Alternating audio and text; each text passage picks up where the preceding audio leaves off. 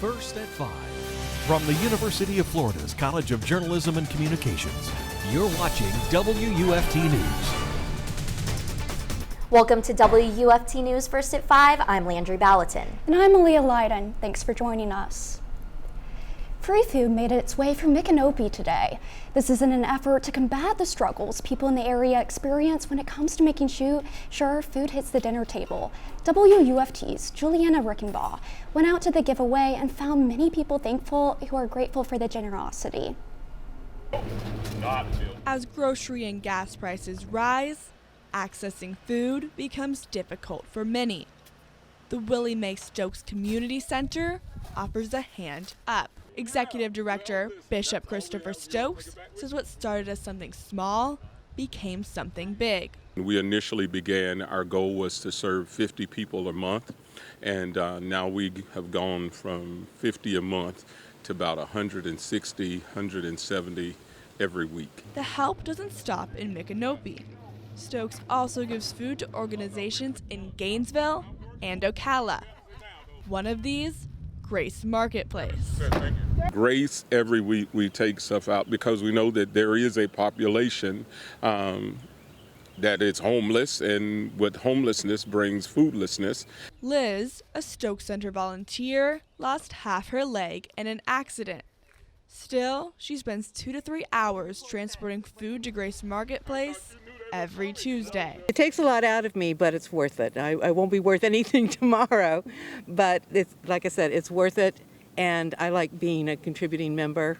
Last Tuesday, the center handed out meat and bread. This week, they offered cold brew. The food giveaway may officially start at 11:30 a.m., but cars line up at 9 a.m. Stokes has seen people who were struggling turn into volunteers. I say that we're not giving handouts, we're giving hand-ups. Stokes said he is touched by the people he meets. If you are in need, you can attend the food giveaway at 355 Northwest 6th Avenue in Micanopy. A new report shows Gainesville has the 14th most minority business owners in small U.S. metro areas. The analysis was conducted by Smartest Dollar, a research group focused on financial analytics. 14% of businesses in Gainesville are minority-owned, almost 4% less than the nationwide average. The ratio of minority businesses to Gainesville's minority population is 0.39. Sunfresh-style business owner Sun Field says she felt welcomed when she first moved here. But when I moved here, it's so many different people. It's like, I feels like, oh, I belong to here. So I started my business, and it was a perfect place. Gainesville is a perfect place to start my own business. Merced in California was ranked first for small metros. Other Florida cities that made the top 15 are Panama City on the small metro list, Palm Bay on the mid-sized list, and Orlando and Tampa on the large metro list. The Alachua County Animal Shelter has been struggling with overpopulation issues. WUFT's Jake Reyes takes us to the shelter to learn their story. Here at Animal Resources and Care, things were finally shaping up after hosting several adoption events in March. Dogs packed in crates, staff overwhelmed, animal adoptions declining. $17 adoption fee promotions slowed down a months-long overpopulation issue at the Alachua County Animal Shelter. But the events were only temporary solutions to the problem, as adoptions typically decrease during the spring. In December, the congestion led to a distemper disease outbreak among the animals. We don't have the accommodations to be able to quarantine those animals, so the ones that do become infected with distemper, 9 times out of 10, they're going to be humanely euthanized. Another issue Animal Resources and Care faces is a lack of staff and volunteers to handle these conditions. We could really use more volunteers to help. Volunteers help us in so many ways, getting dogs out, having enrichment, helping us walk dogs at the end of the day. Some volunteers advocated for a brand new facility. Built in the 1980s, the current facility's rundown structure present potential medical problems for animals. County Commissioner Anna Prezia says she agrees the county is in need of a new shelter, but says a new site would cost at least $20 million. We have lots of needs in our community. We have a very strong need for affordable housing. We have a strong need to protect our natural resources. My friend Sapphire here would like you to adopt, not shop, so that dogs like her can find a home. Reporting from Alachua County, Jake Reyes, WUFT News. Williams says there are no adoption fee promotions in April, but prices will drop again next month. They say lightning never strikes twice, but what about striking two people at once? Jameson Euler tells us more about an incident in Tampa. My dad was knocked unconscious, so he doesn't remember most of it, which is he has me doing all the talking. It's not too often two people get hit by lightning and live to Zoom about it. Ashley Moberg and her dad John were on their way back to Chicago today and told us at least what they could remember. We're big Yankees fans, and we had never seen spring training, so when we heard that the baseball strike had ended, we jumped on getting some tickets, and I've never been to Disney either, so we went to Disney for the first time as well. But as they ran from a thunderstorm at Steinbrenner Field in Tampa on Saturday, the dream trip became their nightmare when they found themselves trapped under a tree and unable to locate their car. There was a bright flash and the loud boom that I heard, and the next thing I knew, I was flying out of my shoes and my ears were ringing. I saw my dad hit his head on the ground, and then I hit the ground. I thought my dad was dead for about 10 seconds there while I was lying on the pavement trying to figure out whether I had died. Her father hit the ground, breaking his cheekbone. The necklace Ashley was wearing burning through her neck. Today they went back to the scene, this time smiling and with a sense of humor. For everyone who's asking, yes, we got superpowers, and no, we're not allowed to talk about them. Maleah, that is a truly terrifying situation. Completely agree, Landry, and yeah, I'm glad the two of them are okay. I hear there are some thunderstorms coming up for us this week. WUFT's Mariana Larsen joins us now with the weather forecast. Mariana? Yeah, we are expecting to see thunderstorms starting tomorrow, but right now those storms are hanging out in the Panhandle right now. And speaking of some crazy weather, right now the Panhandle is under a tornado watch until 7 p.m. So places like Tallahassee and Panama City are experiencing that right now. But in our region, we are seeing some calmer conditions. Looking at our hour by hour for tonight, we do have a slight chance of rain, but overall it's going to stay mostly cloudy and lows are going to be in the lower 70s and upper 60s. Stay tuned for tomorrow's weather and more. Thanks, Mariana. People living in a North Miami Beach condo need somewhere new to stay after authorities deem the building structurally unsafe. The apartment building, called Bayview 60 Homes, is under an immediate evacuation order. Property owners hired a structural firm to inspect the building. The firm finished up their months-long investigation yesterday, declaring it unsafe. Chopper video shows residents packing their bags and leaving the condo. The city manager commended the apartment owners for looking out for the residents. They have been responsible. They're actually giving everybody their 3 days of hotel stays, reimbursable at the hotel of their choice, up to $150 a day. The building will be condemned and residents will get a full refund for their rent and security deposits. Ukraine's president says the Russian army has committed the most terrible war crimes since World War II. NBC's Alice Barr tells us about the U.S. reaction. As the world learns more about the horrors unleashed on Ukrainian civilians, President Volodymyr Zelensky detailing brutal mass killings in the town of Bucha and chastising the United Nations Security Council for failing to stop Russia. Where is the security that the Security Council needs to guarantee? It's not there. Zelensky pressing for Russia to be removed from the Security Council and calling for a global conference in Kyiv to reform the world's security system. The power of peace must become dominant. The U.S. ambassador to the UN pushing to remove Russia from the UN Human Rights Council. To show some backbone and stand up to Russia's dangerous and unprovoked threat. President Biden has repeatedly called Russian President Vladimir Putin a war criminal. Moscow denies targeting civilians. U.S. Secretary of State Antony Blinken called the reports of Russian atrocities more than credible. What we've seen in Bucha is not the random act of a rogue unit. It's a deliberate campaign to kill, to torture, to rape, to commit atrocities. President Zelensky insisting Russian forces must be held accountable for war crimes. 3 sources tell NBC News the U.S. and allies will announce new sanctions tomorrow, including a ban on all new investment in Russia, increased penalties on financial institutions, and sanctions on government officials. In Washington, Alice Barr, NBC News. Up next, we are going under the microscope for our health segment. We'll be filling you in on a new COVID funding bill and a hand sanitizer recall. Coming up on First at 5, a popular brand is taking Disney-themed hand sanitizer off the shelves after tests marked them as a danger.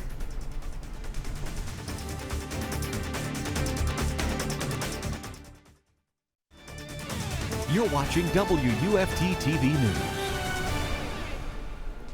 The U.S. Senate passes a bill to improve COVID response funding. That's our top story as we look under the microscope at health and medical news. Senate Majority Leader Chuck Schumer announced the plan will provide $10 billion for testing and vaccine efforts. The money is coming from unspent COVID relief funding. There's no money in the bill for global efforts to fight the virus, but the Senate will consider that separately later this year.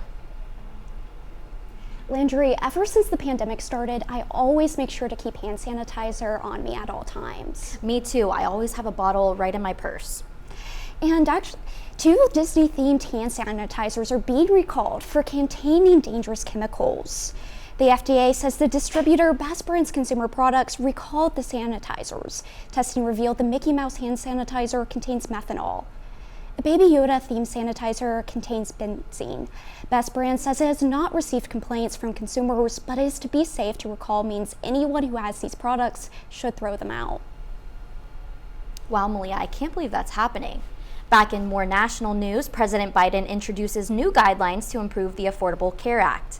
The White House says it's fixing an issue called the family glitch. The Affordable Care Act is designed to give people health care that costs less than 10% of their income. Adding family members increases the cost, racking up a hefty total. If the new rule becomes final next year, an estimated 200,000 more uninsured Americans will get coverage and millions will see reduced cost. Maleah, it is such a beautiful day outside. I've been loving the sunshine. I completely agree. In fact, spring is my favorite season. After the break, Mariana Larsen will tell us more about possible storms so we know when to plan a beach day.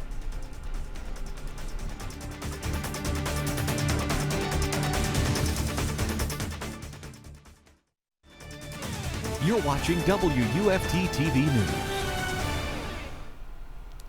Right now, the Panhandle is experiencing quite a bit of storms and even some tornado watches in some areas. And although we're staying pretty dry here, we're going to see those thunderstorms roll in tomorrow, but I'll get to that in a minute. Right now, let's take a look at our current conditions though. Looking at our campus cam, you can see there's some clouds out there, but overall there's a lot of sunshine. If you're planning on heading to the Florida Gators baseball game tonight, there is a slight chance of showers, but the game is still expected to go on, so have fun tonight. Let's look at our temperatures right now. Most of the region is experiencing temperatures in the mid-80s. Right now, Gainesville's looking like 84, and Ocala's looking like 88, but along the Nature Coast, it's looking a little cooler. Right now, Cedar Key's at 80, and Cross City is at 78. Lucky them. Let's look at the evening planner for tonight. As I mentioned earlier, there is a slight chance of showers, but overall, it's just going to stay cloudy, and the lows are going to be in the lower 70s and upper 60s. Looking into tomorrow, the highs are going to be in the mid-80s, so although we're expecting a lot of rain, temperatures aren't going to drop too much, so keep that in mind. And speaking of the rain, let's see what that's going to look like for tomorrow. Now, starting on Wednesday morning, we aren't going to see too much rain. There's going to be a little, but for that morning commute, it's going to stay mostly dry. But as the day goes on, we're going to see more and more of those storms roll in. So as you're leaving work, make sure you grab that umbrella because it's going to be quite wet out there. And those storms are going to continue into Thursday. We're going to see the worst of it roll in the overnight hours, and by Thursday morning it is going to be a lot rainier than Wednesday, so make sure you keep that in mind as that cold front is coming in. But throughout Thursday, that cold front is going to pass us, and by Friday we are going to see sunny skies again. Taking a look at the weekend, again, it's going to be sunny just in time for those weekend plans, and because of that cold front, temperatures are going to drop a little bit. Now, it's going to be a little bit colder on Saturday than on Sunday, but overall, those highs are going to stay around 70 degrees. Going into our 6-day outlook, again, Wednesday and Thursday is going to be a wet situation, but by Friday, those sunny skies are going to be here again. Back to the news desk. Wow, it looks like this weekend is going to be pretty stormy. Yeah, I completely agree, but tonight is a great time to hit the ballpark.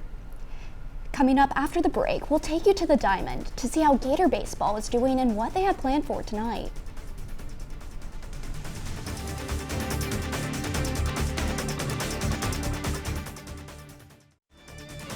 You're watching WUFT-TV News. Turning our attention to the Diamond, the Florida baseball team has a busy couple of days.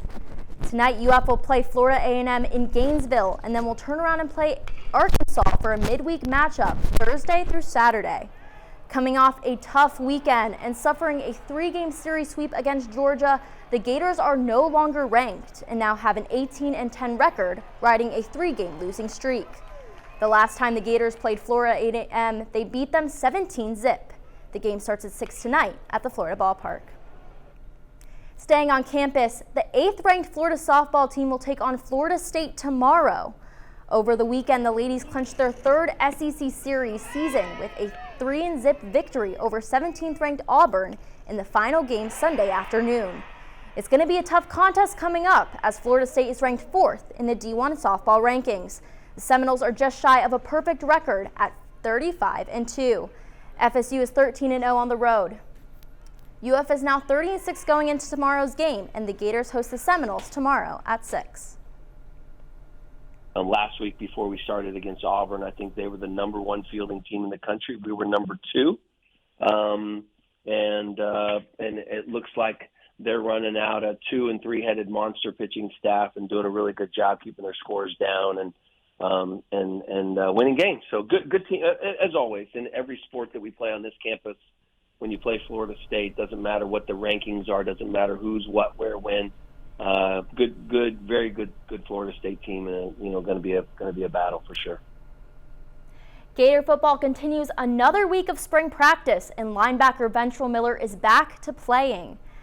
After missing last season because of a torn bicep, the redshirt senior linebacker returns to Florida for his 6th season using his COVID-19 year. He was a key player for the Florida defense in 2020 when he posted a career high of 86 tackles, 7.5 tackles for loss, and 3.5 sacks. Miller looks forward to playing again this season. I'm feeling pretty good. I'm doing everything, so I'm feeling pretty good. My training staff done an excellent job preparing me, getting me right. So. Continue to prepare for their annual blue and orange game that's set for next Thursday. Thanks, Taylor. For our last story of the night, we look at a baby seal that wandered into a New York suburb. Southampton police responded to a call about a seal pup stranded in a traffic circle about 500 feet from the water. Officers surrounded the animal and placed it in a crate for transport. Police say the seal is about 3 months old. Local animal control says the seal is not injured and will probably be released back into the wild within a week. Before we go, one last check on the weather with Mariana Larsen. Get those umbrellas ready because starting tomorrow, we are going to see some storms. In the late morning and early afternoon, these storms are going to start to roll into our area and they're going to stick with us until Thursday. But the good news is by Friday, we are going to see sunny skies again, just in time for the weekend. Back to the news desk. Thanks, Mariana. BBC World News is next and the PBS NewsHour is coming up at 7. But your Florida news is always on at WUFT.org. Have a great night.